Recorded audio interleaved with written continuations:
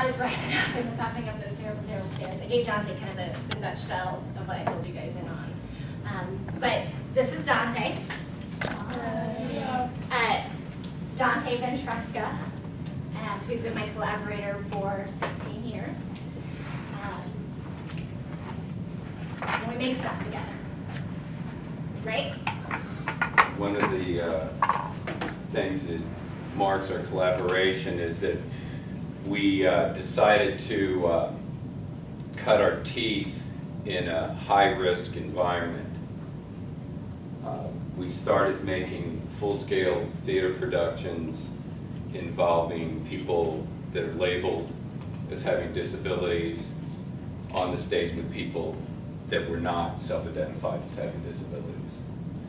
So the group of performers that we worked with involved young and old, and every flavor of person that you could imagine. And some of them were not able to speak. Some of them were not able to hear. Some of them were not able to communicate in any recognizable form. And so in that kind of environment, you are immediately confronted with how do you juggle the pressure of creating a performance with how do you honor what you believe in and what you believe about other people, right? And I think it's also an important part of the way that we work and worked then was that we weren't bringing together different groups of people to say, this group is going to teach this group how to do something, or these people are going to help these people with something.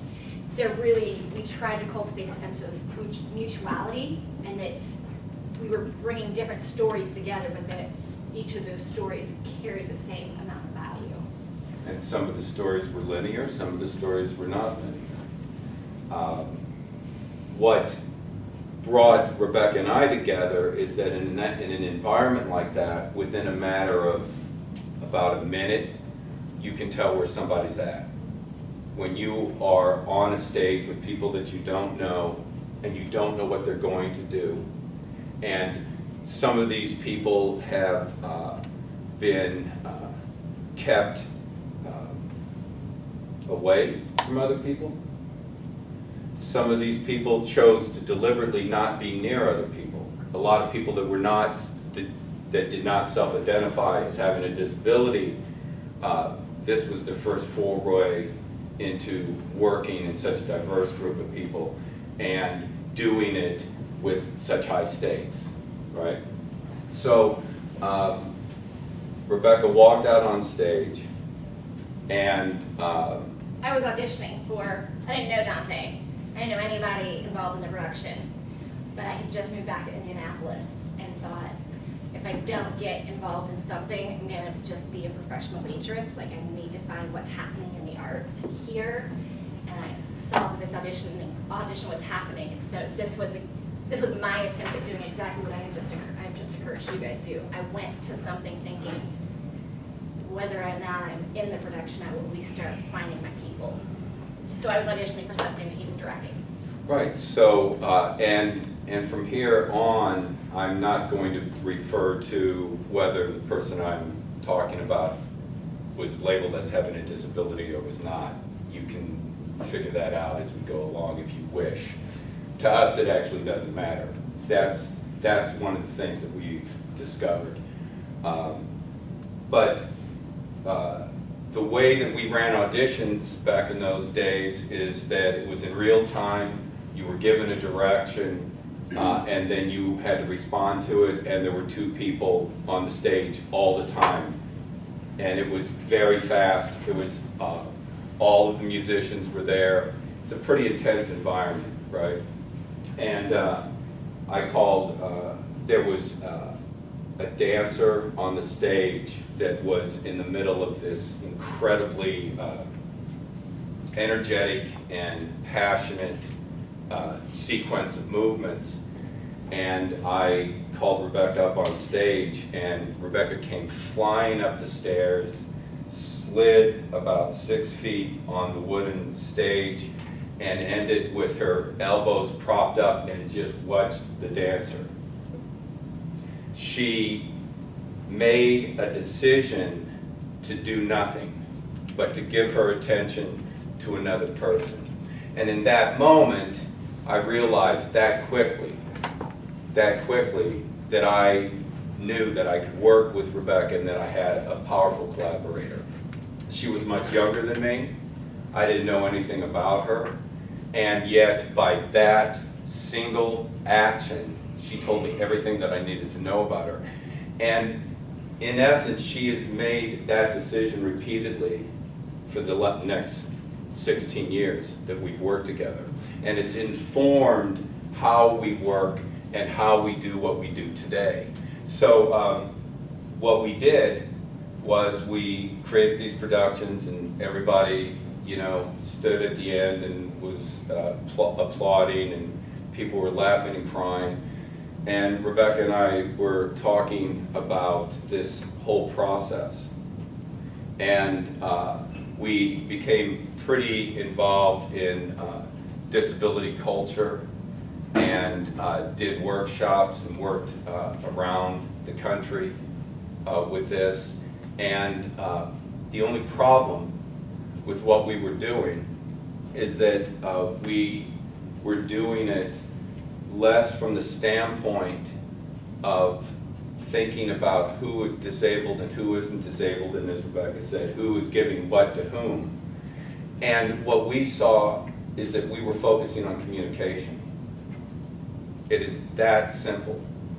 Whatever it takes, and this is what we said repeatedly as we've worked over the years, whatever it takes to communicate as clearly as possible so that people coming from very different angles are able to tell and share stories, are able to listen and also speak, right?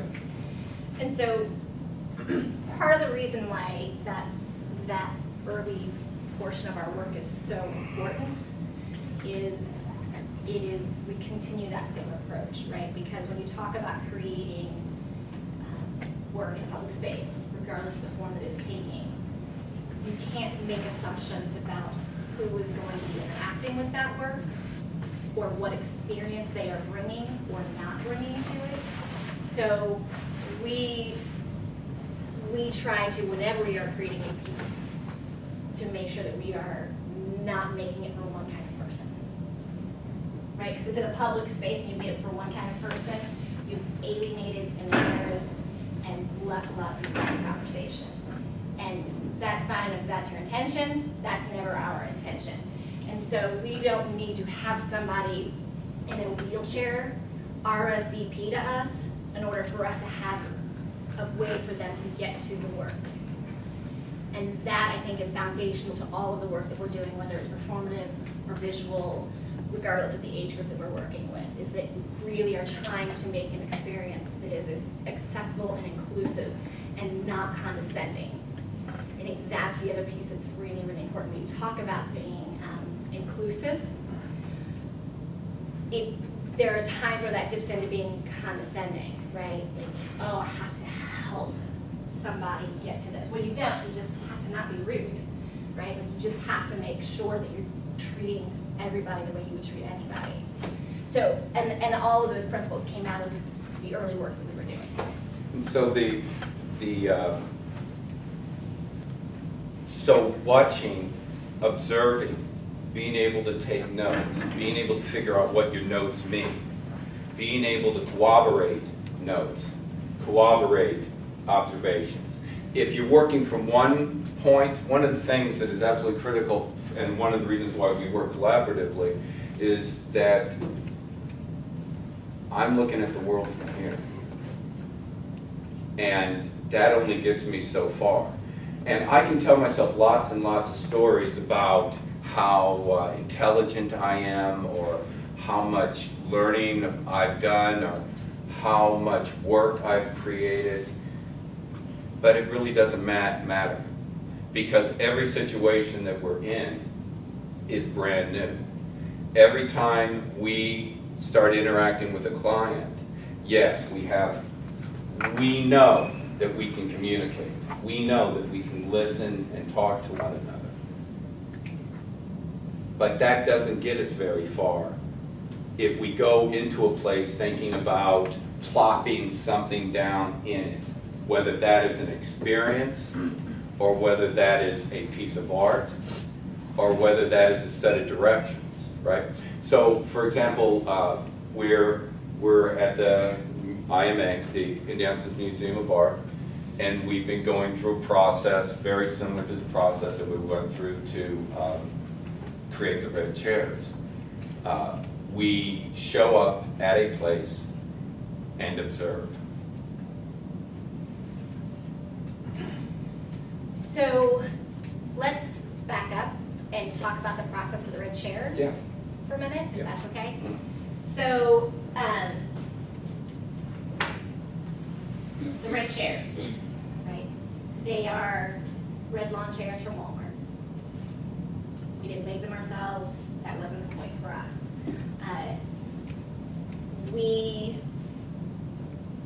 We were having a lot of conversations around how to activate downtown, right? Like, downtown's this cool space. There's this really cool circle there, but there's not really much to do there, right? And so we were having conversations with several different people about how you activate that space. And so the first thing that we did, which is the same thing that we do for any project, is we went down there and we just sat there. So the few things to know about the circle, in case you don't know it, is that there are a lot of stairs, and that the stairs are most often used to sit on during lunch, right? Like when the weather is nice, people take their lunch from all the offices around and they sit down, they eat lunch. So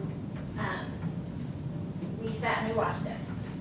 A few things we noticed right away is that the cement, even in the sun, because people generally sat on the sunny side,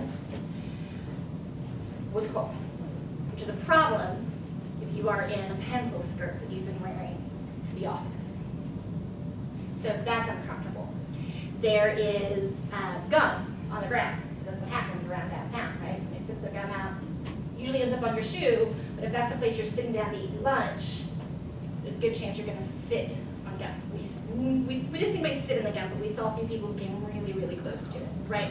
So we're looking for those kinds of things, which seem like silly, arbitrary details, but if you're working in a space, that's the thing that's going to derail your entire project, is one person getting really, really mad about something like that, right? So these are the kind of problems that we started identifying and trying to solve. But before we solve any of them, we sit there and we have the conversation, right? So we literally are sitting there where we can see most of it, but we are also sitting. So it's not really audio description, but we can actually do an example of it. So what I see is a room that looks like it's about 30 feet by about 35 feet. There's a white ceiling with dots in the acoustic tile. There's approximately 30 people in front of us looking at us. Most of them are making eye contact. About a third of them are still wearing jackets or coats. There's one woman wearing a bright blue scarf. And everyone seems mildly interested, thinking about what this could possibly mean. If you give it a shot, what do you see? now it's really important to notice that, like, Dante didn't tell a story, right? It's not about writing the poetry into the space, not at this moment. Like, at this moment, we're literally just trying to say, like, are we seeing the same thing? Like, before we even figure out the problems, like, what is the environment that we are working? So it's mostly what is literal, right? What do you see? Not a trick question. So, what do you see? Start at one point and just go from there. Some kind of stage or audience, I don't know. Do you see a stage in front of you? Yeah. literally or metaphorically? Metaphorically. So strip it back and go literal. What is literally in front of you right now? Literally in front of me. Yes. A board. Great. With A marker holder. I don't know what that's called. marker holder works fine. With Markers. one is Blue. Red.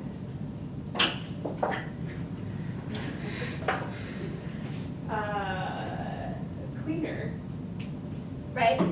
You have to first figure out what is around you before you figure out what to do with it or how you set up invitations for others to do something with it, right?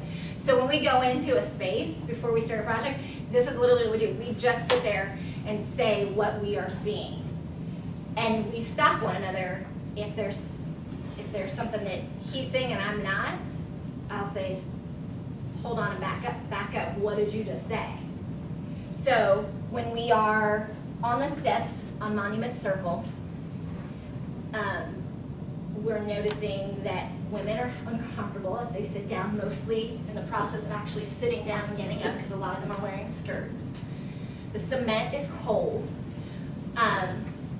Because you're sitting on steps, you can't actually turn and talk to somebody if you're with them. You're shoulder to shoulder in a line, which means if you're in a group of 3 or 4, it's really kind of awkward and uncomfortable to have a conversation. And there are lots of little conversations happening, which means it can be hard for the person who's there that's trying to hear what the person over here is trying to say. So again, what are the details? What are the things that you can see? What are the responses to them? And trying not to add our own story as much as possible. So what are some of the other things that we saw on the circle? We observed the traffic pattern in which there's 3 unmarked lanes that go around this circle. No, let me back up. There's only one big fat lane, but the traffic tends to divide itself into 3 separate lanes that pedestrians apparently, so I lived in San Francisco for 15 years, and if there's a pedestrian on a corner, you have to stop your car because pedestrians have the right of way. And I almost got rear-ended a bunch of times when I moved back to Indianapolis because I'm stopping for people and they're looking at me like, why are you stopping? And I'm like thinking, well, you're standing on the corner. But in around the circle, people are walking around as if they are not surrounded by 3-ton cars spinning around with people thinking about the stuff that they're thinking about. And I saw just a tremendous amount of near misses and all sorts of craziness down there. We're observing all of that. There's one of the things that really fascinated me, Rebecca didn't find this as fascinating, but it was the Jimmy John messengers that would ride their bikes going in the opposite direction of the traffic and think nothing of this, right? So you're kind of watching this unfold, and we saw that people would consistently walk into the open space. There's stairs, open space, if you think about it. And people would walk into that open space and stand there for a minute. And they would finish a conversation or they would talk on their cell phone. And then they would move on. But that open space in there really started becoming a focal point for us because of this little pause. There would be this little tiny pause that would occur in how people moved through the space. And it looked to us like everybody was already repurposing the space. And so in order to think about what we wanted to do in the space, we were looking to see how it was already being used, because what we think about doing is how do you modify behavior, right? Not how do you make people do something right? Because if you are trying to make them do something that is so counterintuitive, then you have to be very heavy-handed about getting them to do what you want them to do. So what we try to do is build on the experience that they're already having, so that it's really easy to navigate somebody into what we're trying to accomplish, without them feeling forced or tricked or made fun of or out of the loop or anything like that, right? Like, so we're trying to actually kind of collaborate with them without them even realizing it. So, so we're looking at all these things on the circle, and seating was the thing that kept coming up, and so we decided we were going to put chairs on the circle and provide comfortable seating. A few of the design decisions that we made was that we were not going to make it look like an art project, right? Because that freaks people out. You want to get people to not use whatever experience you're creating, tell them it's a big art project, and they will immediately think that like a pie is going to be thrown in their face at any second, right? So we put the chairs out. We were both on site whenever the chairs were out. We concentrated it mostly during lunch, but we tried to set them up before lunch so that people could be there when people arrived. And we set them up in different numbers. So we had some chairs that were by themselves because some people were coming there into that space to get away from everybody, right? Like to get away from the craziness of the day. This was like the only time that they weren't having to interact with a zillion people. So we wanted people to have the space to be on their own without having to be antisocial and like put things on 3 chairs around them so it made people not come near them. So we put some singles, we put them in 2s, 3s, 4s. We didn't generally go a whole lot more than that, I don't think, because the space wasn't being used by 10 people coming together at the same time. We made them facing different directions because the other interesting thing about those steps, right, is like you sit. The monument that they show during every Colts game is right here, but nobody can see it, nobody is looking at it. If you ask somebody what's in the sculpture, they wouldn't be able to tell you if they've been to lunch every day because their back is to it the whole time. So we tried to find ways to set the chairs up so that people could get a view they didn't normally have, right? So we would set some up facing straight down Meridian Street. So if you're up a few levels and the chair's there, you suddenly are looking out rather than just down at the gum on the step, right? Or just on the phone. So different sets of numbers, different directions, and we chose not to do a lot of signage. So I should have brought one. We made just small tags so that people would know that they could, like, what it was. That just said, we called the project "Indy Loves You," right? So for us, it was about hospitality and how does a city show hospitality. As a city, Indianapolis is really great about rolling out the red carpet for big events, whether it's Super Bowl or 500 or the Olympic trials, like whatever it is, there's an event. Indy is all over it. Day to day, like the people who live here, like we don't put as much effort into it. We're way better than we used to be, but we don't put as much effort in. So part of what we wanted to think about was how do you extend that level of hospitality in a daily common experience. And so we named the project "Indy Loves You." We put just a little tag on the armrest so that it just said "Indy Loves You." I think it had like our website address on there so that people could get more information if they wanted it. And then on the back of the chairs, there was just a sign that said, "Take a seat, enjoy the view." That way people knew like this wasn't some weird thing where you couldn't actually sit in the chairs, or that, you know, it wasn't reserved for somebody, there wasn't a party happening. And we wanted to keep it as simple and easy as possible. And by giving the direction of enjoy the view, it was just enough of a provocation that people actually took a minute to look around. So that was really all the signage that was involved in the project. And I'm actually exhausted listening to the process because it sounds completely logical to me. And yet, every single one of those steps, we actually had to talk about. I was just going to ask, how long was the development process for that? Maybe a month, 3 to 4 weeks. Were the chairs like permanently in place in that direction, or like people could move them in whatever view they wanted? People could move them. In fact, so we had a couple chairs that we set up and we sat and chatted. There were a few people that like, we told our colleagues, we told folks that we work with at the center being like, hey, we're gonna be out here, feel free to come out and hang out with us for lunch. So we didn't set it up as like an artificial flash mob, but we told a few people, like, we're here. So we sat in the chairs just like other people. Many people who came to use chairs had no idea that we were the ones that actually set them up.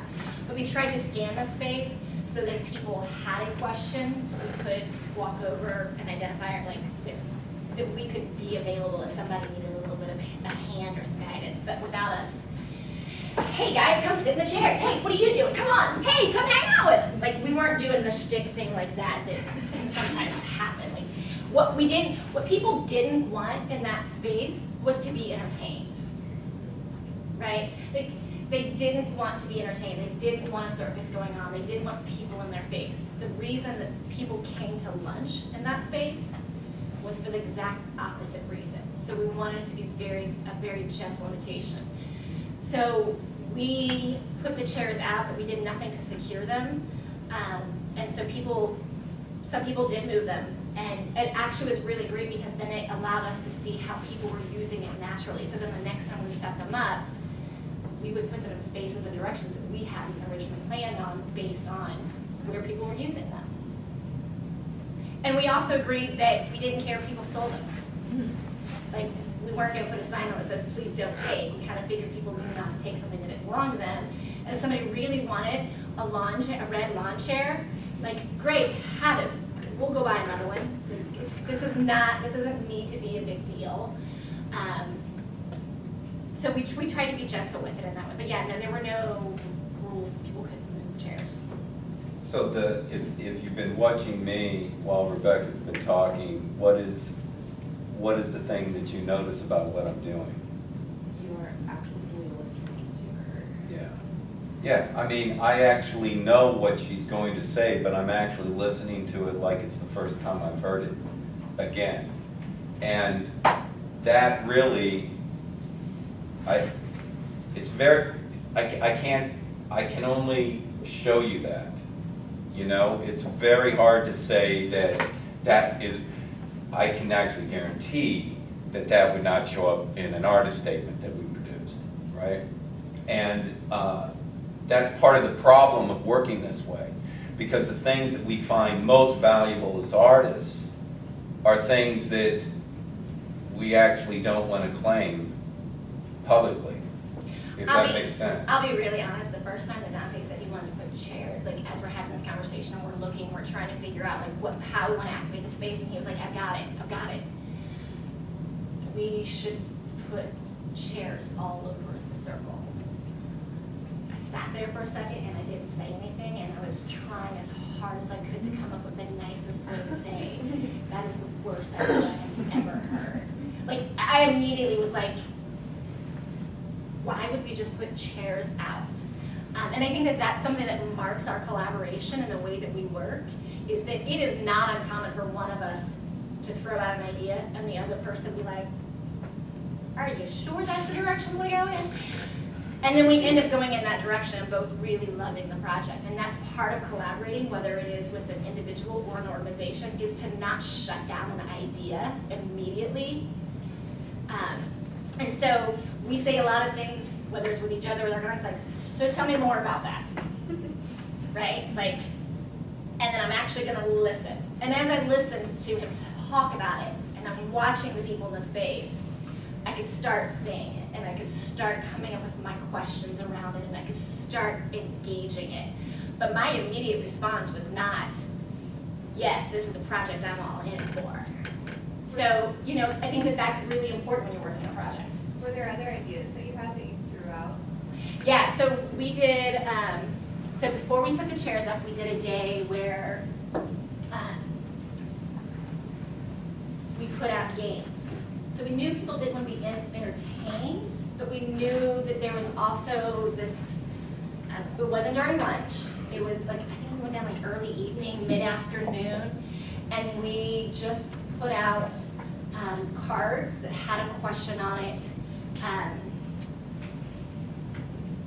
that started with, at this point in my life, it's time to, and just left materials there for people to finish it and drop them into a box. And There were like checker games or Jenga games, like, and not like set up in a big fancy way, but just like you can take them, like you don't have to keep them here. Just to kind of start sensing how people interacted with something that's not usually in the environment. And we did it on a very small scale, but just to kind of see how that worked. And we immediately were like, yeah, this is not the way this is going to work in this space. Like, it's not San Francisco where people are going to go and play chess in the park, right? Like, we don't have that environment. You could set that up, but it would take a long time, and it felt forced. And again, it wasn't in line with the reason people were coming to the space, particularly when we decided to activate it during the lunchtime. Yeah, so I think that was one idea, but the chairs came pretty quickly. And we had the chair idea before we did the other thing, but we wanted to see how this other thing impacted the space first. And that's when we, basically the first project was to try to get a temperature reading. And what we were able to figure out is that in public at this time on the circle, in this time in history, people are pins and needles about interacting with strangers. I mean, it's, you have to actually ask yourself that question, right? Rebecca and I can walk into this room and start talking to you because Brad explains things and we talk about it, and we've talked a lot in college, at universities, at colleges. And so there's a context that we can draw on. Now, we are mindful of the fact that every single person in this room is going to have an extraordinary life, right? I mean, whether you think of maybe, how should I put it? We find the extraordinary in things that other people can dismiss. And that's all the way down to the impulses that are firing in your brain right now, right? You're sorting through thoughts and ideas, throwing some of them away, holding on to others, making connections. You're busy about putting all of the pieces together, right? Well, this is going to go on for a long, long time, right? And Not us talking tonight, your life. right, your life. You putting things together, and that idea that most people are leading quiet lives of putting pieces together really fuels what we do. So, again, just to kind of go back to the nuts and bolts of activating a space, people are putting together their own thoughts and ideas and lives when they come into a space that you are activating, right? The idea that somebody is a blank slate when they come into your space is wrong. They're not. The experience that you've had today is different than the experience that you've had today, which is different than the experience that you've had today. That is going to impact how you walk into a room. That is going to impact how you first come into a conversation. And so when you are activating a space, what you want to think about is how you invite somebody into that space, and then how do you want to think about what you want the experience to be like once they are there. Are you trying to create a shared experience? Are you trying to let people have an autonomous experience? Are you trying to usher them away from their lives into something else? Or are you asking them to bring all of that with them? Right? Again, you can't make assumptions. A space functions depending on what you set up. So you have to figure out what you're trying to set up, right? So part of that is also figuring out what all the obstacles, the barriers are. So again, before we set up the chairs, we look around the space. What do we see? Like before we find a poetry in it, what do we see? Part of that is also so we can establish a shared language between the two of us, right? So another phrase that we use a lot early in a project is, what would you call that? And then there will be some things in which we'll say, that's actually not the word for that, and we'll go back and forth and we'll say, okay, so let's call it this for now, so that we know what we mean by a word. Because if I say space, what do you think of? Outer space, Saturn.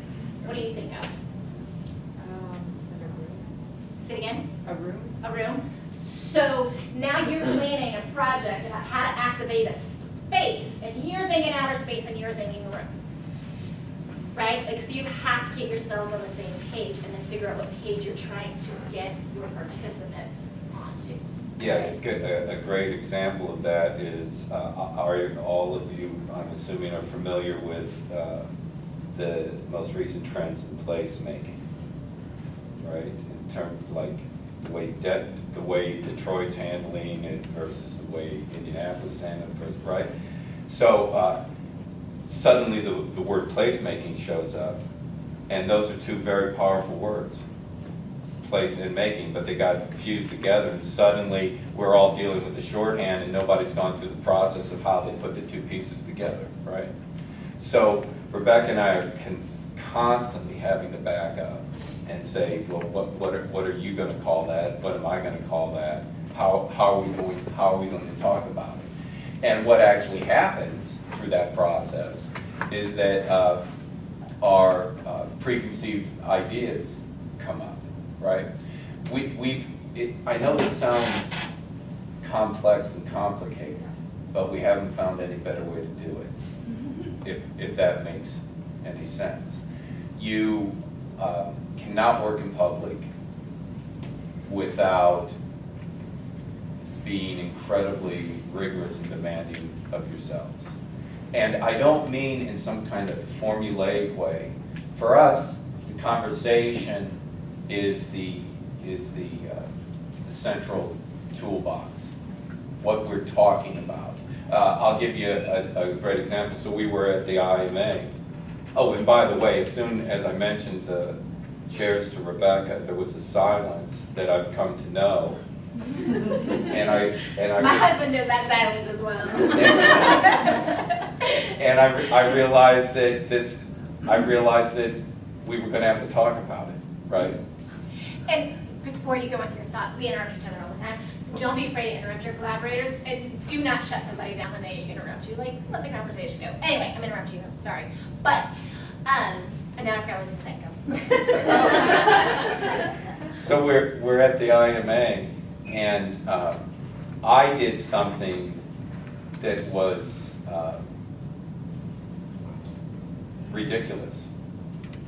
It had nothing to do with what we were talking about.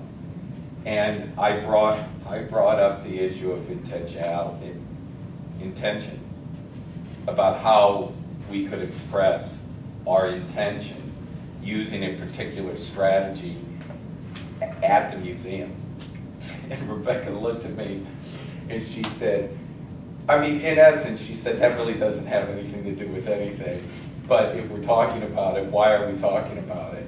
And she very, very politely helped me walk my way through it, and she was open and she listened.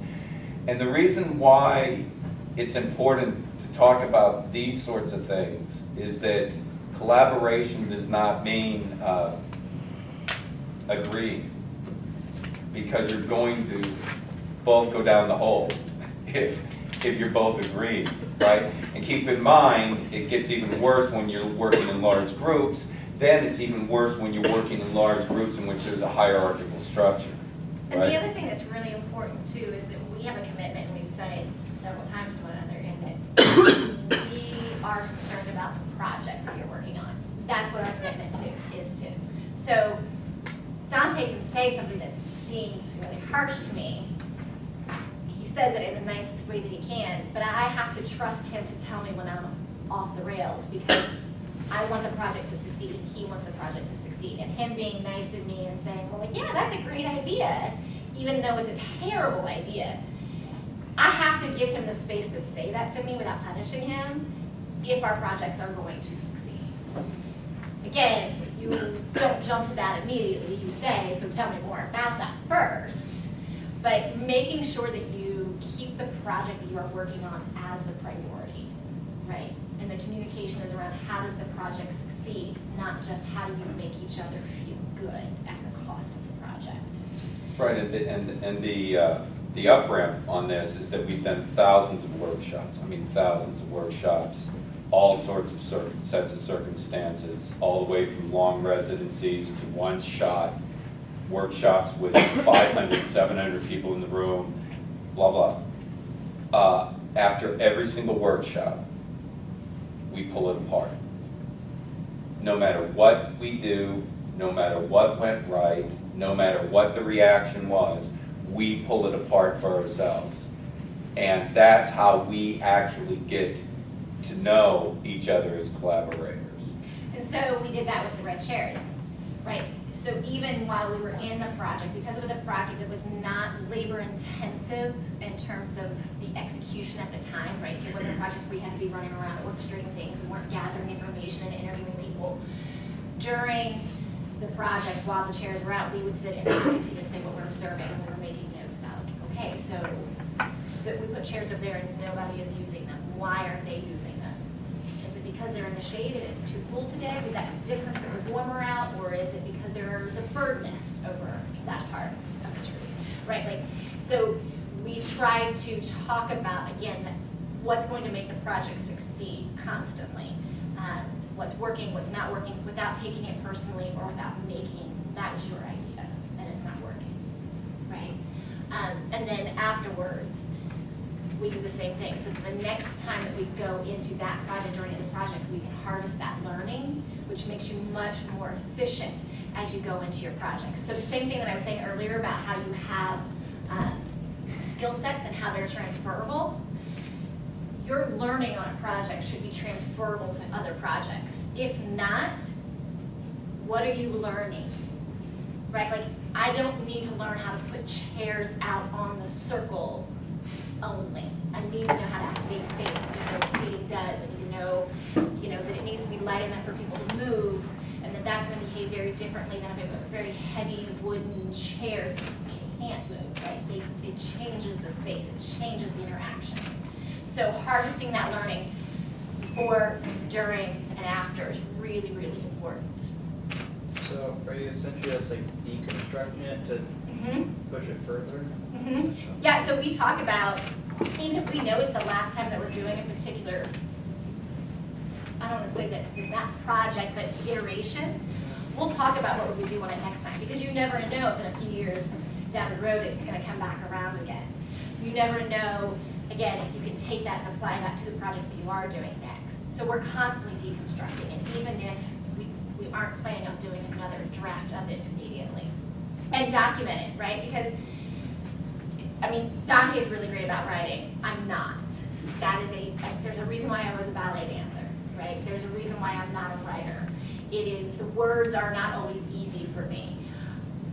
That's why I have a camera. So Dante does a lot of writing. I do a lot of taking pictures, right? I do a lot of capturing short videos. And then we can always go back to those and continue deconstructing a project even long after it's over. So does your website serve as like a documentation warehouse? Our Or- website is, It's there because you feel like you need it? it is there because we love it and we want it, and it is also the thing that we are not as disciplined about taking care of. Dante is great about blogging on it. Like, he continues to post on it and writes about his process and projects that we're doing. It needs some TLC, and that falls probably mostly on me. I've not held up, I haven't given it the TLC that I need to give to it lately. So we do tend to think of it as being more of a space for documentation. So we refer to this IMA project a few times. So I'm gonna give you just a little bit of a nutshell. It's not official yet, so it's not public, so like, it's not a top secret thing, but you're not gonna see anything about it. But we are talking with the IMA about doing a series of projects there that are in line with the red chairs kind of a thing, right? Like, how do you think about the way people are using space, right? Museums all over the country are doing this right now. And so we are working with them to develop some projects to think about how spaces are activated throughout the museum as well as the museum grounds.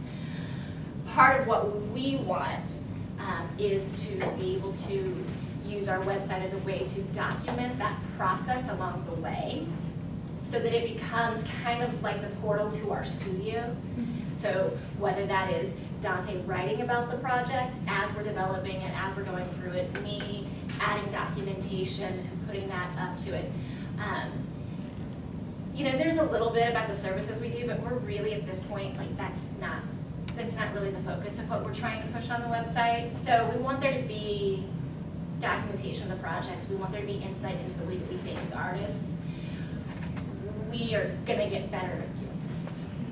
Well, one of the problems for us is that our archives are enormous, and they are made up of everything from audio tapes to high 8s and old VHSs, and thousands of photographs. I mean, it's just tons and tons of stuff.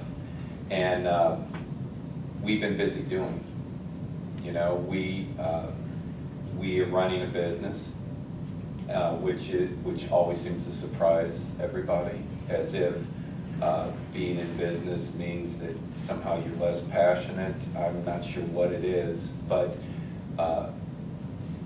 everything comes down to time, energy, resources, intent, right? And so, I mean, I guess this is probably a good place to talk about. I know I told you guys kind of how we're set up as not being a nonprofit. But one of the conversations that we have are what are the projects that are for us and what are the projects that are for a client or for the community. Like, what do we need to get out of a project? And sometimes it's what we need. What does the community need? You know, there are different answers, and we have to know those going into it. So,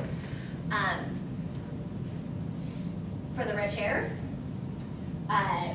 there was a person who shall remain nameless in the city of Indianapolis who had a vested interest and was really, really trying to figure out how to activate the circle.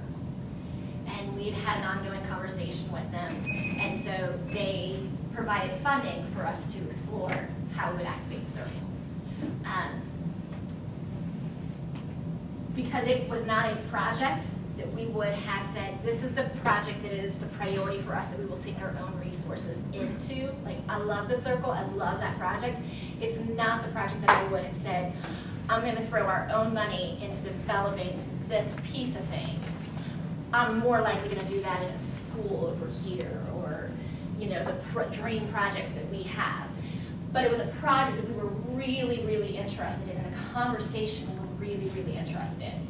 So the funding for that actually came from somebody who had money that wanted the answer to that question and didn't know how to figure it out. So they provided the resources for us to buy the chairs and pay for our time to work on it. What did they say, like, when you came to them with, like, we're gonna put chairs in the circle, like, what was that conversation like? Can I answer this honestly? So honestly, it was not the reaction at all that I was expecting. So this is a person who's not an artist. So their first response was, we should set them up in the middle of the night, and you have to let me go and set the chairs up with you. Like, all of a sudden, they were like, and we're gonna set up like 100 of them, and we're gonna go in the middle of the night, and the whole city's gonna wake up, and they're gonna be circled, like, chairs all, like, they immediately, like, loved it, but loved it in a very different way than what we were thinking. And so, you know, then we had to have that conversation, like, oh, okay, so is this a, like, pop up and surprise like, there are cameras, like, are we gonna come here, like, what is it, so what's the point of this project, like, what are we trying to figure out? So their response immediately was that they wanted to help set the chairs up, we should do it in the middle of the night, we should do a whole bunch of them, and it turned into this, like, thing. That enthusiastic. So really funny thing about that is that we said, well, that's a really interesting idea, like, let's think about the different options. I think it was like, the next morning, we got a note from them saying, so I was thinking about this, and I feel like I may have gone too far. Like, they got home and realized, like, we probably shouldn't all get arrested putting out chairs on the circle without a permit in the middle of the night, in post 9/11 world, they reeled themselves in, thankfully. But you do have to reel people in sometimes. And so the way that we do that is similar to the way that we try to be respectful of one another's ideas, even when we don't immediately align, is that we start asking questions that will lead them to the conclusion that there may be another way to do it, right? Because we've all been there when somebody's like, we don't want to do that. Which is very different than somebody saying, so have you thought about what happens if this happens? So what should our response be when the news runs the video of all of us sitting up these chairs in the middle of the night? Or when they've evacuated we should think about they might evacuate the buildings because they don't know what we're setting up at that moment, right? And then you figure out how to let people come to that conclusion that maybe it's cute, but like you want people to be excited, so give them a second to be excited, and then help them get that adrenaline out of the conversation a little bit. Does that make sense? Part of how we do that actually comes out of the way we worked in our rehearsals. So we actually practice a lot of how do you use improvisation to create content spontaneously, so that people are reacting to that. Really good ideas show up, mediocre ideas show up, ideas that are very personal show up. And you have to be able to navigate all of that. And again, it was great training ground for this kind of work, because we find ourselves sitting across the table or in the same room with people that want to think really big. One of the things that's apparent to me at this point is that passion and hunger for self-realization, however you want to call, whatever you want to call that, is on the rise. It's not going away. It's not being diminished by politics or world events. There's something ticking, at least inside our culture, and I see it in most of the cultures that I'm working with. People are having bigger and bigger questions, and they're becoming more and more passionate about them, which basically, from our perspective, means how we convene ourselves, how we get together to talk about things, the manner in which we go about solving problems. It has to all be taken apart and reinvented.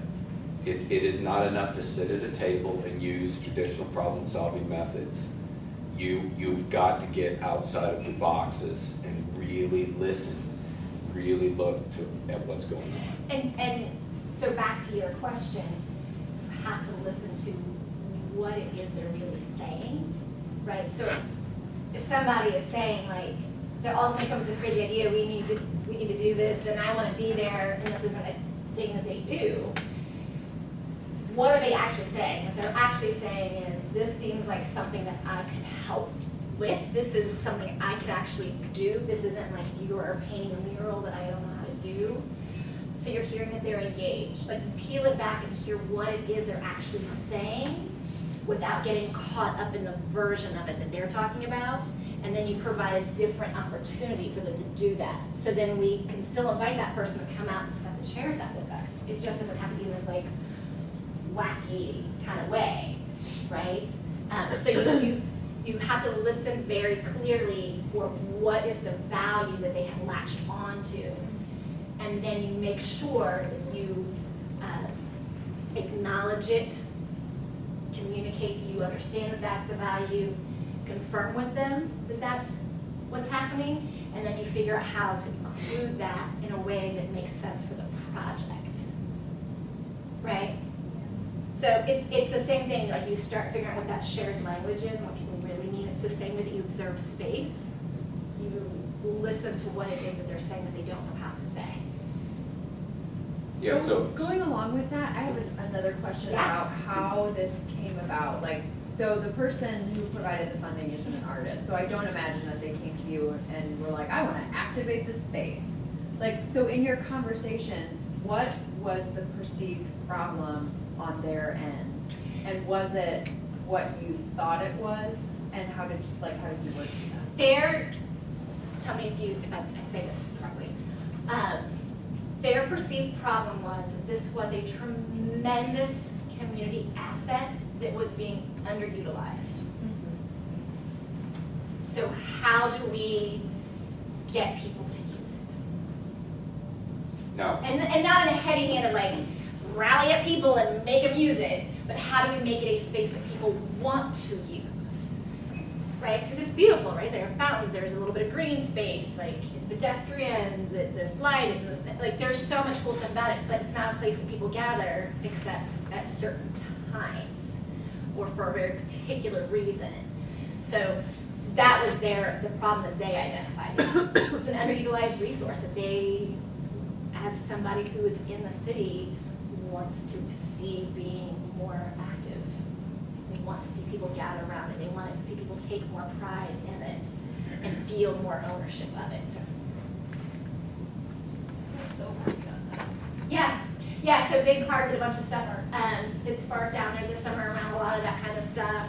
There's, it's an interesting space, and people are still trying to explore and figure out different things and figuring out what the personality of the space should be, right? Like, so Spark, Big Car took a very different approach than we did, but it activated the space in a different way. Like, this is the other thing they don't tell you. Brad and Jen probably do, but most people don't tell you. There's more than one right answer, okay? And that's different than saying there are no wrong answers, because there are wrong answers. There are. Don't let people tell you there are no wrong answers, because there are. If you go into something and you are reckless and haphazard and you put people at risk, that is a wrong answer. But there are a lot of right answers. There's a lot of ways to do it right. So they took a very different approach, and we work with Big Car. They activated it in a different way, which appeals to different people at a different time of the day. That doesn't in any way diminish the way that we activated it or the way I'm sure somebody else is going to activate it here soon. It's just a matter of what are you trying to accomplish at any given moment in any given space. I totally cut you off again. What were you going to say? I have nothing to say. Well, I actually have a lot of things to say. The one thing out of everything that you just mentioned that I want to focus on is fear. It's endemic. It's in us. It's in every last one of us. Our brain tells ourselves that we're not afraid, but we actually are. We want to be accepted. We don't want to screw up. We don't let other people down. We don't want to use resources unwisely. We don't want to come up with a bonehead idea that really hurts things more. We want to be thoughtful, right? If you stop and think about, you could sit here and make a list, if you just let yourself, of all of the stuff that you would like to have happen and all the stuff you're worried about happening while you're heading in that direction. And when you start working at this level, you have to wear that on your sleeve. You have to be willing to say, this is what I'm afraid of, right?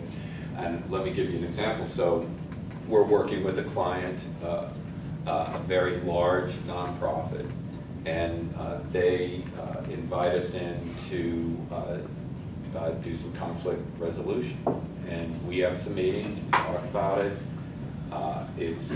It's apparent in the conversations that the types of conflict that they're talking about are nebulous and ill-defined within the group, right? And we say, okay, let's take you through this process. Well, they don't have time for all of that. Can you please just give us some tools to work with, right? So we carry toolboxes everywhere we go. We've got tons of tools. Literal right? toolboxes, Right? not just the metaphor. And so tools are no problem. So I say, okay, we'll go in and we'll do tools, right? Well, we know better, right? So what we have to do is start a conversation and then listen to what's said in the conversation. And what we see is protocol. What we see are pre-existing lines of communication and structures and affiliations. It's all right there in the room. You can see it all. They can't see it though. They know about it, but they forget about it, you know. And so all it takes to undo that is one person becomes passionate about an idea that they had that they didn't tell anybody, and they have no idea why they just brought it up. And so you just open that up a little bit. And then it comes out, and then you say to everybody else in the room, does he talk like that all the time? And they say, no, we've never heard him talk like that. And so we say, well, how did that sound to you? Well, he's really passionate. And I said, is that a good thing or a bad thing? And they said, well, it's kind of exciting. And I said to him, I said, is this exciting to you? And he says, yeah, it is. I never get a chance to talk about this stuff. And I said, so I'm going to guess that you're all sitting on your hands and you're all keeping your best ideas in your pockets, right? Well, just stop to think about it. I mean, here's the problem. Here's the problem. Everybody takes their best ideas and saves them for something and just puts them away somewhere. And everybody gets together and they play house, right? Everybody does what they're supposed to do, gets the widget to the next person, the task is taken care of, and everybody goes home, right? Well, do you realize that the energy that that group needs is sitting in their pockets?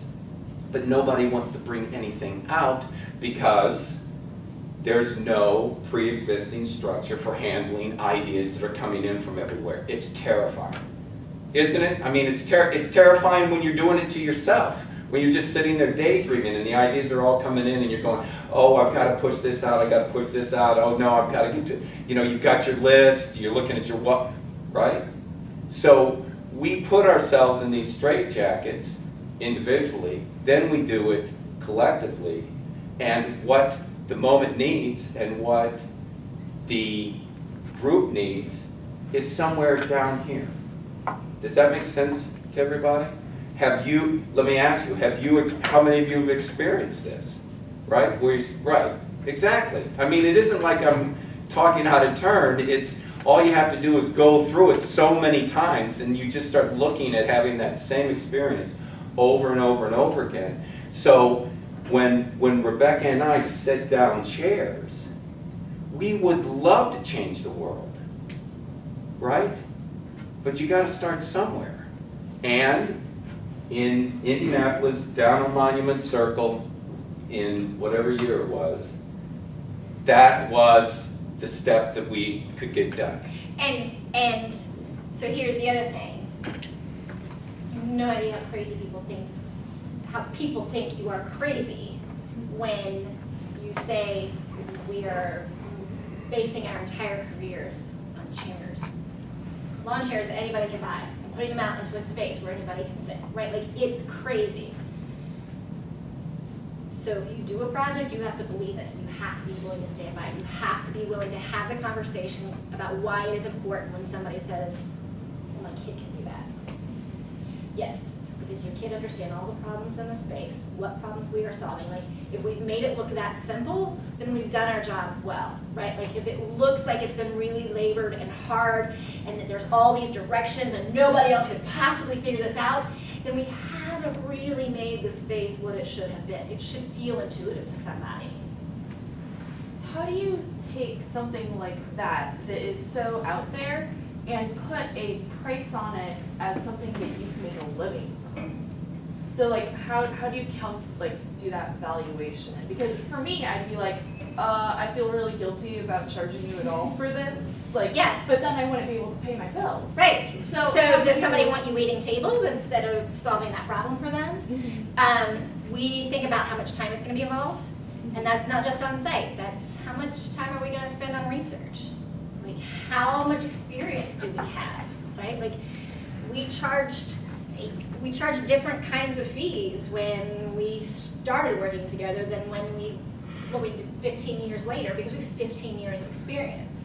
we also hold ourselves to a very high professional level, right? So when we started going and working in preschools, which by the way is a ton of fun, we found out if we're going into a preschool, what education model they're using. So we started doing a lot of projects in preschools that were using the Reggio Emilia approach. I used my creative renewal fellowship from the Arts Council to go to Italy and actually visit Reggio Emilia and look at the documentation. I'm not saying you gotta go to another country every time, but we did the research and we said if we are going to partner with somebody who's using a particular kind of educational approach, we can't walk in there and go like, we're the artists, we don't know what language, we do the arts, right? Like we had to go in knowing what language they used, how their teachers behaved differently than if they were working in a Montessori model versus, you know, if you go down. So to charge professional fees, you have to work like a professional. And then so you figure out, like, this is how much time we're gonna need for research. This is how much time we're gonna need on site.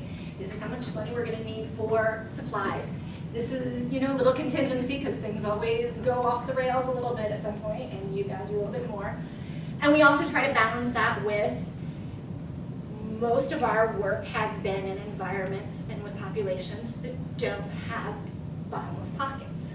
So we try to balance that.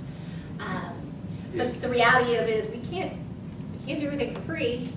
And I also, just on principle, don't think that artists should work for free because you're professionals and you have skills that you are bringing to the people. And if they are of value, then people should value them. And that doesn't mean people can always pay the full price of that value, but if they're not willing to pay anything, then you're not having the same conversation. And I'm definitely with you on this. Rebecca has put in countless hours to make our fees real. And it was a very difficult process for me. But what's interesting, once our fees have gotten to a place that it makes sense, that process of figuring out what is the cost, we've discovered it applies to everything, right? So working for a client that really has a problem and really is open to us coming in and working in that environment, that's pure joy. A client that wants to use us to do an internal power play, there's no joy in that, right? We have clients that want to plant forests, right? I mean, we've got people now at this point really thinking on enormous scales and covering enormous amounts of time, right? But what's interesting is that the conversation continually keeps coming back to our work in our studios. How do you juggle that? And I bring that up within the context of fees because you have to ask yourself, what is an hour worth to you? And you, all of you, will have to find an answer to that today and tomorrow, and you'll have to keep revising it. What is the value of an hour today for you? And you also have to adhere a few guidelines. If you're working on a project and all you're thinking about is, I can't believe I'm working this hard for that amount of money, you didn't charge enough. Right? Like if you can't focus on the project because you're so distracted and you're mad that they didn't give you more money, that's on you.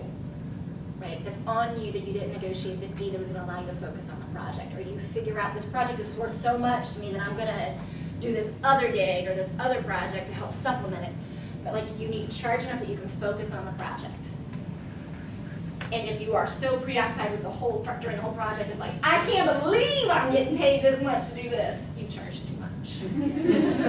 Right? Like, I mean, if somebody is just like handing out the checks, I'm not saying don't take it, but like, the money that should not be what you're focused on in the project once you're working on the project.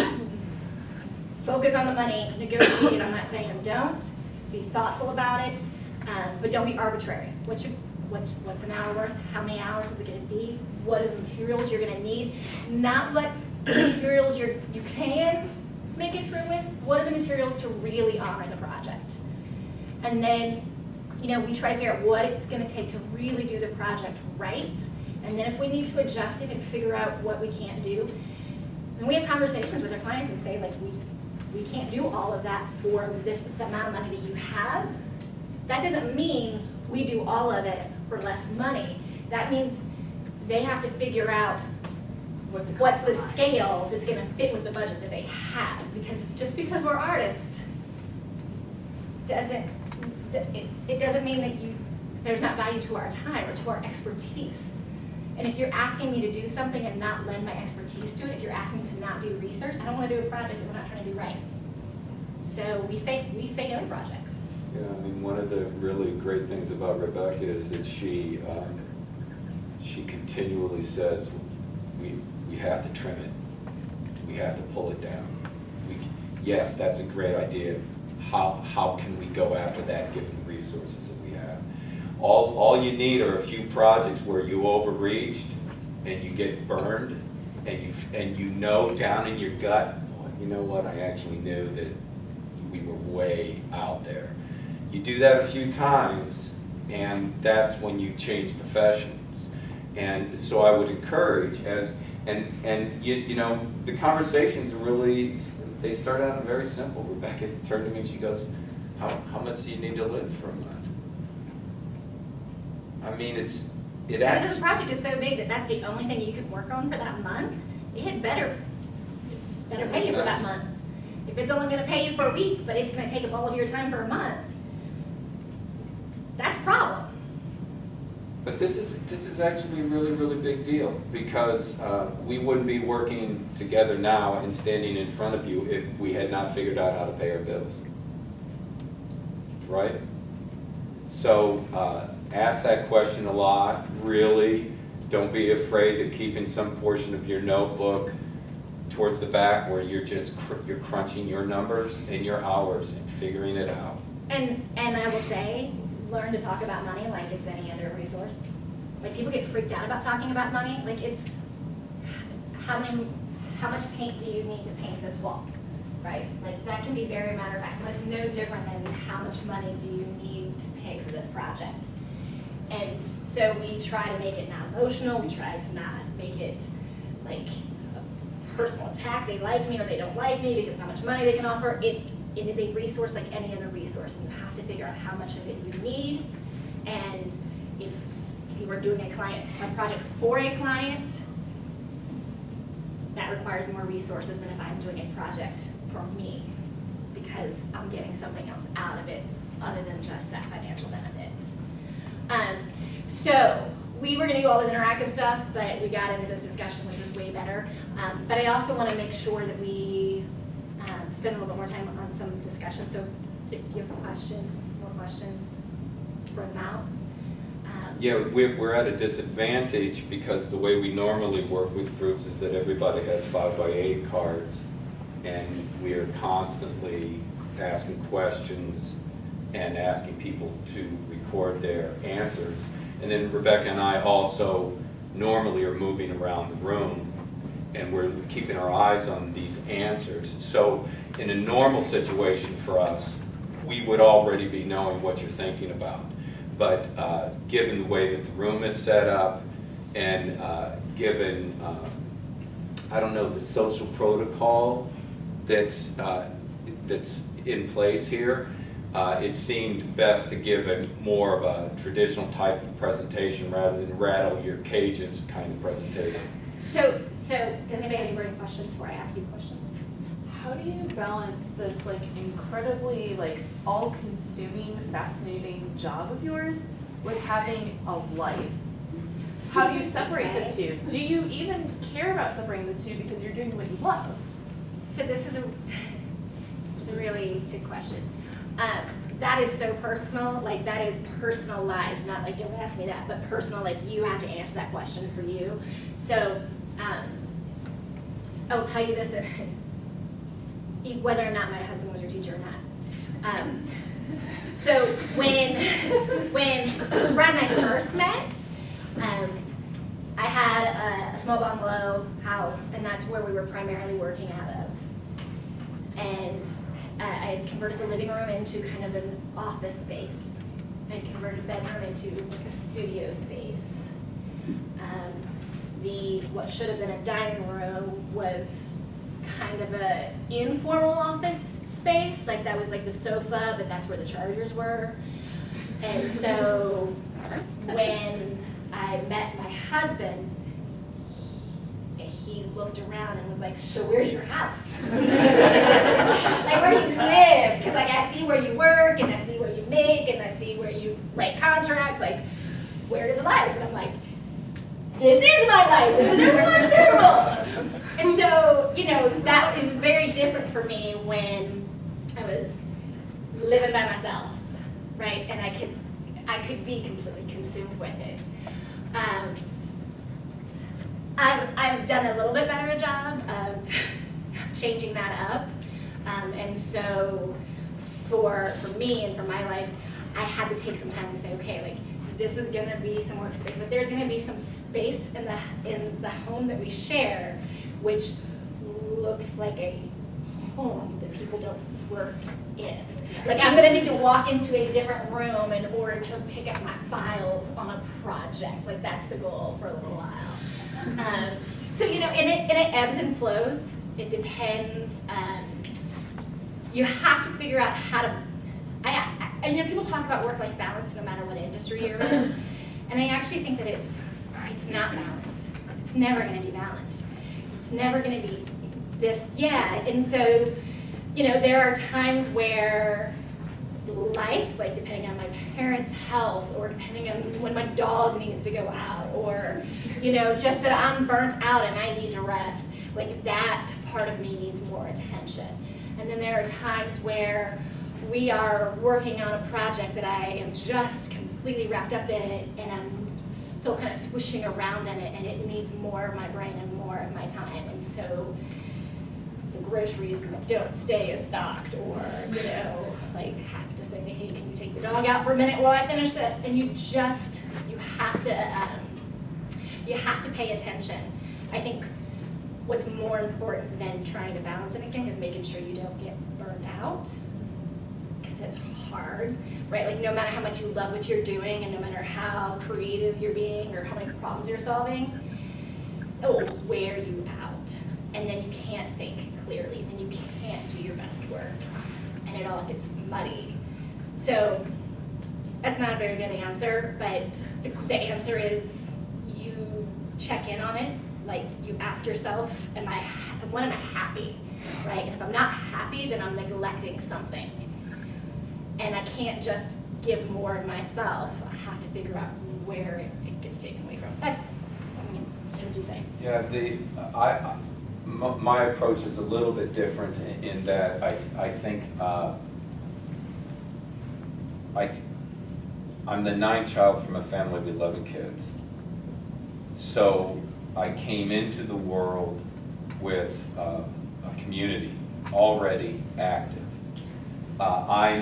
I internalize, right? I keep stuff inside. It's my nature.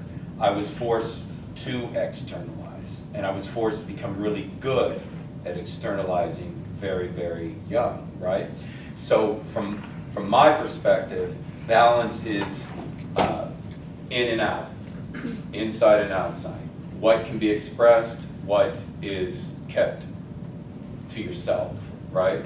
And there's tremendous creative tension between those two things in my life. And making that conduit, or the connection between that, has altered me as an artist. Now, the reason why I bring that up is that much of what brings balance to my life is a life that is even more intense than the work that we're creating. So, for example, my mother had a stroke in 2009, and she died in November of 2013, and I and a few of my siblings cared for her 24 hours a day through that entire process, all the way up to administering the morphine in the final hours of her life, right?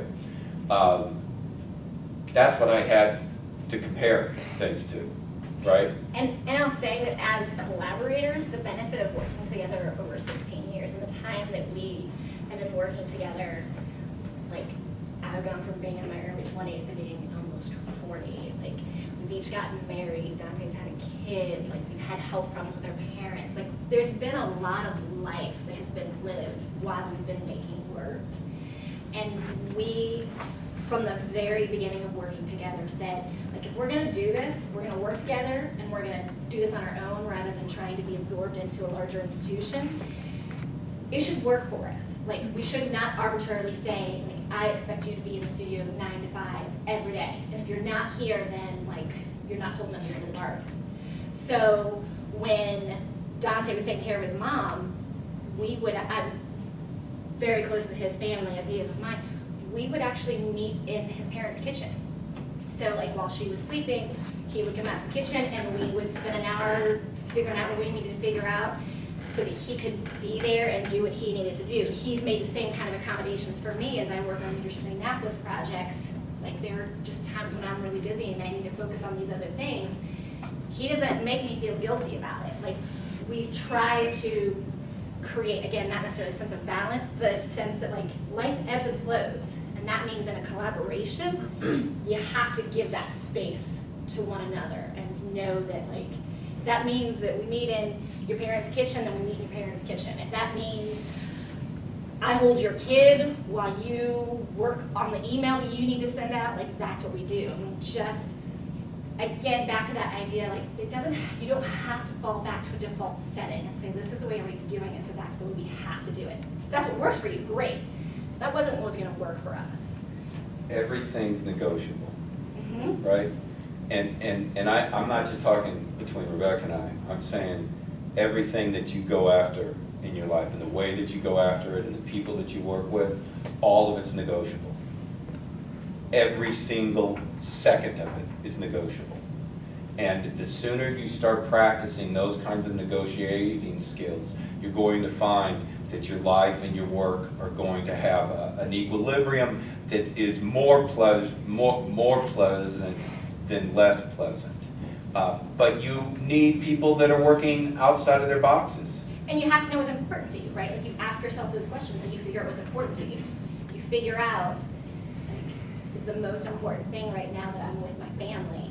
Is the most important thing that I'm at the museum walking around trying to figure out this problem?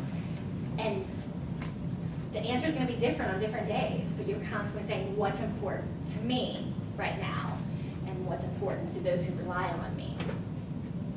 So I want to ask you guys to do us a favor for a few minutes. So I would love to hear, because you guys are all working on projects and doing really cool things. I get to hear lots of bits and pieces of it. What are the connections between kind of our ramblings tonight and the things that you are working on? Are there connections, or have we just, like, rambled? Well, I'm stealing the, like, observation strategy you guys use for places for the ISO project, because I know we're going into physical locations, and I already know that, like, if I get certain team members, I'm already planning, like, who's gonna go and do that exercise and how they're gonna report it back to the rest of the team, and when we're gonna go, so, yeah. So when you do that, one of the things I would also add that I think is important to the way that we work is that there are some things that we always carry toolboxes. Generally, whenever we go into a space learning workshop, we set it up the same. So we usually work in a circle, we put a green X on the floor in the center, and we create a circle. That way, no matter where we're working, it feels like the same room to us. That's different than when we go into a space and it is unique and we're trying to set up something that needs to be distinctive and really responsive to that space. So as you go into environments, figure out which ones are the ones that you want to kind of say, like, this works here, here, and here. This is our standard way of kind of establishing a space versus these are the places where it really needs to be customized. Yeah. Empathy, I think that's one thing you guys are definitely focused on, something that we're definitely learning about. So, How are you guys learning about that and working with it? it's more through observation, so like trying to understand, you know, where a person's coming from, why they do what they do, really like observing those areas. talking to them, just trying to understand them as a person. So it's been a while, but a handful of years ago, we were doing a lot of workshops at the Indianapolis School for the Blind and Visually Impaired. And the first day that we were there, our first workshop was with some of the students who were like early high school, like 8th grade going into freshman year. And so we said, okay, so like we're the new kids in the school. What do we need to know? The first thing the kids said to us, we say see you later too. That was the first bit of advice they gave to us. We're like, oh, okay, yeah, no, you're used to the new people walking on eggshells around you and like trying not to say anything about what I see or sight. And they're like, yeah, no, we say see you later. Like, and it immediately cut down like all this weird social tension. And so we just always said like, tell us what we need to know. And they did. And then we could do our job better and they could get what they needed from it. So that's a really important point. What else? How else is what you're working on connected to some of the things that we talked about? I think, trying to build something that understands that everybody's going to come into the space with a different emotional state and a different path is really important. Like, you have to look at things diversely that way because you can't just get lost in your personality and think that everybody's going to be as excited about it as you are because they may be having a really bad day. You need to have something that will still be appealing to them even if maybe, they're not in the same mindset you are. So one of the best moments for me with the red chairs was there was a guy who'd been sitting by himself, hanging out on his phone, and then he had kind of been watching and figured out that we were the ones that were kind of doing stuff there. And he came up to us as he was leaving. Now keep in mind, like, we're just trying to make a nice place in the sun for people to sit outside in, like, right? Like, yes, we want it to be valuable, but like have a comfortable place to sit where you're not worried about like the crap on the ground sticking to your clothes when you go back to the office. And he came over to us and said, so are you guys the ones that have done this?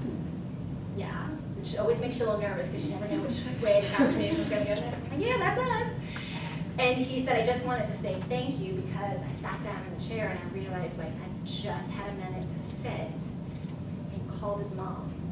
And the time that he had been on the phone, he'd been talking to his mom. He's like, I haven't talked to her in a few months and I really need to call her. And it wasn't until I was just sitting here in the sun and that I had a few minutes to call her. Now, we didn't set the project up so that people would call their moms, right? And it's easy to see somebody on their cell phone and be like, can't even relax when he's sitting in the chair. So you're right, like not making those assumptions about how people are coming into it or what experience they're actually having. Sometimes you want to observe, but really make sure you're watching those details because, Right, I always because say- if like you'd set cell phones out and had instructions, call your mom, you would have gotten a very different, probably adverse reaction from a lot of people. right. But just because you gave them that space, like they are making it what they want. Well, and you that's would ban cell phones. Yeah. Right. That would have or never try to happened. manipulate Yeah, them right. in too much of a way. Yeah, I don't understand the idea that you have to get rid of technology to have a meaningful experience. Like, when people say things like that, I don't understand it because I find technology to be like any other tool and that it can add or detract value from what you were doing depending on how you use it. It's really your responsibility. And so that guy would have talked to his mom if we had banned them. Yeah. Yeah. I think probably one of the biggest things I take away from you guys talking is just the idea of mindfulness, like having a reason behind every single thing that you do and having a particular outcome that you want from every single action. Good. I'm glad Well, that's helpful. pretty much anything that is arbitrary, it ends up just blowing up.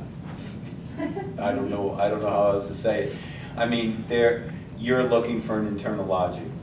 You're looking for stuff that fits together. Now, it might not fit perfectly, but you've got enough integrity in the design that you can survive the early iterations of it and make adaptations as needed. You'll find it, but it's getting that first working structure, that first prototype close enough is all you're trying to do. Yeah, because if you don't know why you're doing it, then you probably haven't spent the time figuring out why, like how it works, right? And it's actually not a mystery, like improvisation, right? Like everyone thinks like, oh, people are just making it up as they go. It's amazing that works.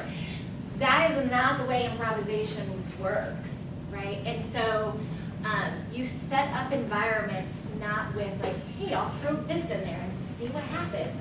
If you put something in the environment, there's a reason why you're using it. And you should pay attention to what color it is, what shape it is, how big it is, is there a trip on it, where it's placed. You have to really think through it because you are directing somebody's behavior. And you actually all know how to do this because you watch movies. Every time you watch a movie, just start watching it from the standpoint of there's a blank screen. And every single thing that I see on that screen means something. It's a setup for something. It's going somewhere. And when you're watching a film where something arbitrarily has been thrown in, or something because it's the passionate agenda of one of the producers or whatever, it blows up.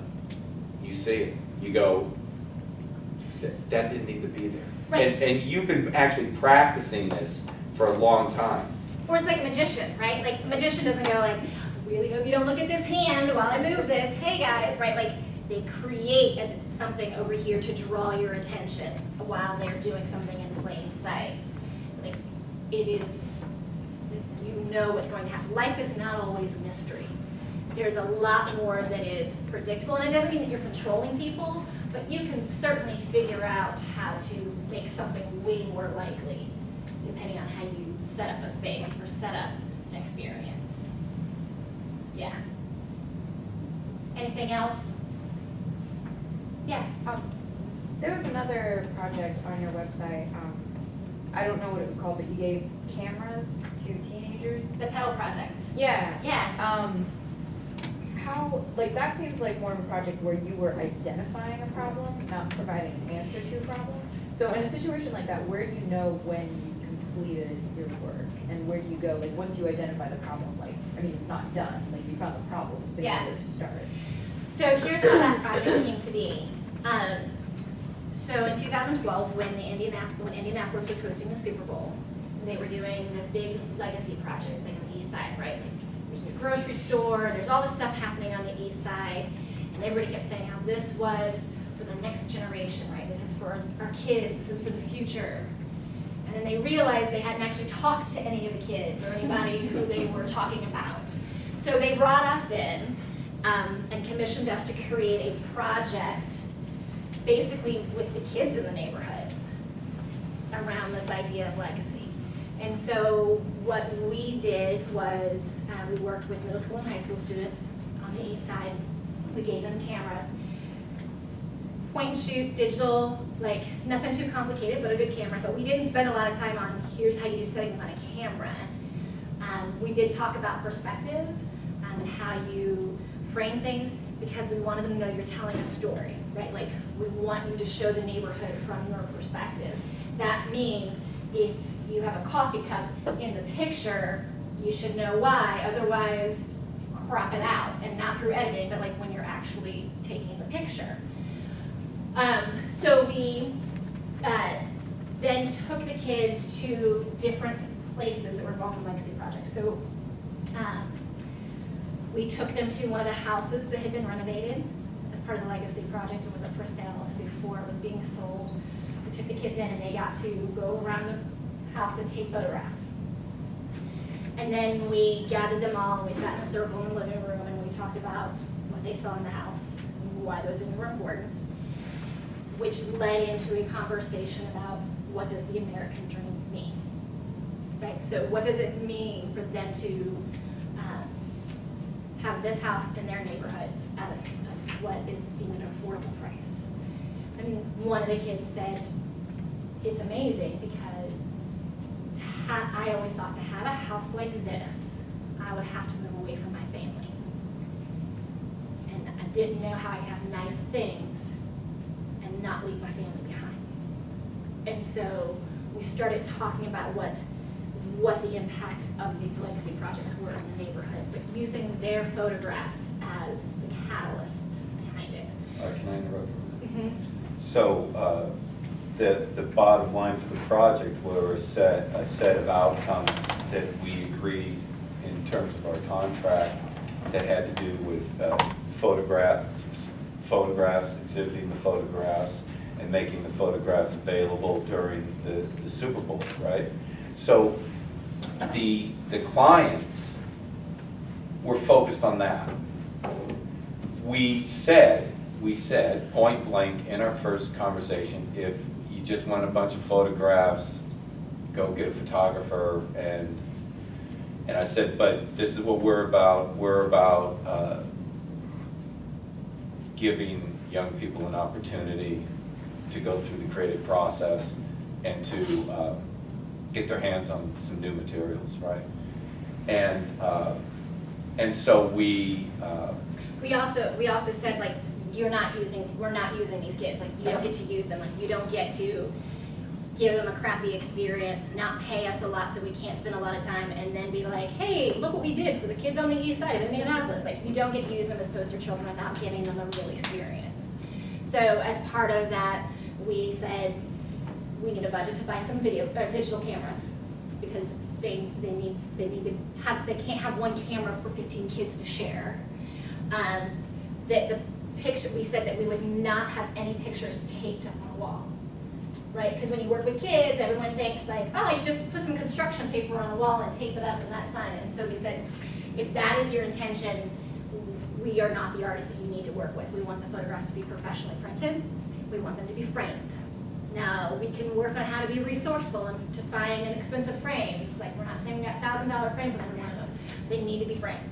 And then they need to be exhibited in high-quality environments, because if these kids are going to spend the time taking these photographs, they need to see that the community appreciates them. And that led to an exhibit at the Indiana State Museum. But the interesting thing about this is that Rebecca made reference to it in passing, a shooting point, right? We talked about that. We talked quite a bit about that. And we talked about where we wanted to go after our production values with the kids, right? Now, the reason why this is critical is that we realized that the open environment for the young people that came into that project, it was about them having the opportunity to search for themselves, search their own ideas, and search the neighborhood that they're in, right? And so we're focused on the structure. And we believe so much in creating an open structure and how that's done that often we're surprised by the outcomes ourselves. So for example, I don't know, we were halfway through the project and one of the teachers over at Tech came up and said that one of the young photographers had walked away from a spot on a varsity team in order to do the project. The practice was at the same time as the workshops, and the coach said that he needed to come to the practices, and nobody told us. We're like, we could have figured something out. Like, that's not, we're not trying to like say don't do the sports. But the reason why I bring that up is that I started the whole conversation with high stakes. And knowing what the stakes are for you is great. Not making assumptions about what the stakes are for everybody else is also really important. Assume that all of us are set on, I'm ready to ratchet up the stakes as soon as the opportunity presents itself. And often, you're going to be the first person in line that does that for another person walking into your project. And in terms of knowing when the project's over, you know that before it starts. How are you measuring success? How are you defining success? What's the structure? What are you trying to accomplish? All of that's mapped out before you start. So there wasn't this kind of, we're going to go on and on and on until we finish, and then we'll just know when it's finished. The work is never finished, right? That's why it's called a body of work, because you're adding to it over time. The projects connect to one another. So before we ever started the project, we knew we were going to have X number of sessions. with each group of kids. We knew that we were gonna have the exhibits on these days. We knew what we wanted there to be. 46 photographs selected out of the collection that were printed in a frame since it was the 46th Super Bowl. So all of those pieces and those principles were figured out and sorted before we ever started. It's the other, things that Dante is talking about that you fill in as you're going that make that sense of success richer. But you know what's going to end. You know when the project's going to end before you start it. Otherwise, you're just kind of wandering and you'll never feel like it's finished. I know that we're out of time, and I want to let you guys go, but we're happy to hang out for a few minutes if you guys have other questions. I hope that this is helpful. The bits and pieces that I hear about the projects you guys are working on sound really, really cool, and I'm so jealous that you guys got to hear from Jim Davis. That is so cool. So, obviously you know how to get in touch with us. Feel free to shoot us emails or calls. I'm happy to answer any questions. Thank you for Thank you chatting. very much.